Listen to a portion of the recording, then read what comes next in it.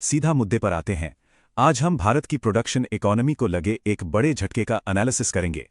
हुआ ये कि अप्रैल में भारत का होलसेल इन्फ्लेशन यानी थोक महंगाई दर अचानक बढ़कर 8.3% हो गई। इस खतरनाक जंप ने मार्केट्स को हिला दिया। उम्मीद सिर्फ 4.4% की थी, लेकिन नतीजे चौंकाने वाले थे।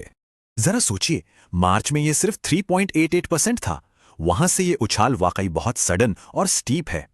अक्टूबर 2022 के बाद से ये महंगाई का हाईएस्ट लेवल है, मतलब इकोनॉमी पर प्रेशर फिर से बढ़ रहा है।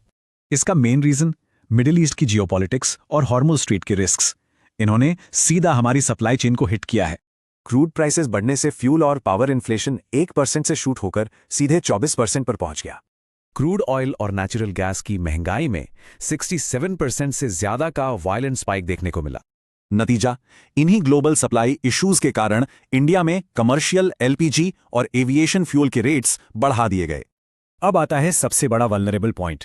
भारत अपना लगभग 90% कच्चा तेल इंपोर्ट करता है। यही नहीं, अपनी एलपीजी रिक्वायरमेंट्स का लगभग 60% भी हम बाहर से ही मंगवाते हैं। ये भारी डिपेंडेंसी हमें बाहरी जियोपॉलिटिकल क्राइसिस और एनर्जी शॉक के सामने पूरी तरह एक्सपोज कर देती है। इम्पैक्ट देखिए, मेटल्स और केमिकल्स जैसे हमारे कोर मैन्युफैक्चरिंग सेक्टर्स में कॉस्ट बढ़ने का प्रेशर साफ दिख रहा है। और मैक्रो लेवल पर रुपए ने डॉलर के मुकाबले रिकॉर्ड लो हिट किया और फॉरेन इन्वेस्टर्स पैसा निकालने लगे। लेकिन एक इंटरेस्टिंग बात देखिए, इतने बड़े एनर्जी क्राइसिस के बावजूद हमारी डोमेस्टिक फूड प्राइसेस काफी स्टेबल रहीं।